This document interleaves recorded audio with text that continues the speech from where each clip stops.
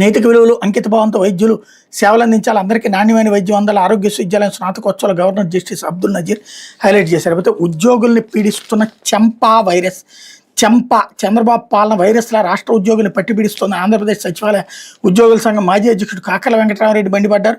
తాడేపల్లి మంగళవారం ఆయన మాట్లాడుతూ ఎలాంటి ఆధారం లేకుండా తాను ఒక పార్టీని ప్రచారం చేశానని చెప్పి దొంగ కేసు పెట్టి తన ఉద్యోగిని తొలగించారని విమర్శించారు.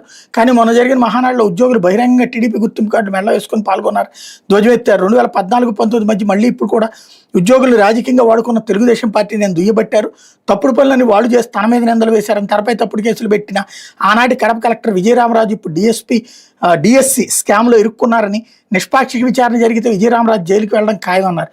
ప్రభుత్వ పెద్దలు ప్రజలకు ఏ మేలు చేయకుండా సూపర్ 6 పథకాలంటూ గొప్పలు చెప్పుకున్నారు. మరి ఉద్యోగులకు ఇచ్చిన సూపర్ 6 హామీల సంగతి ఏంటని కాకర్ల ప్రశ్నించారు. అధికారంలోకి వచ్చిన వెంటనే అయ్యారు మెరుగైన పీఆర్సీ, 1వ తేదీన జీతాలు, సిసిఎస్ ఉద్యోగులకు జీపీఎస్ కంటే మెరుగైన పెన్షన్ విధానం, ఉద్యోగుల పెండింగ్ బిల్లులన్నీ చెల్లింపు, వాలంటీర్లకు 10,000 జీతం అని చంద్రబాబు హామీలు ఇచ్చారని, ఇందులో ఒక్కటైనా అమలు చేశారని నిలదీశారు.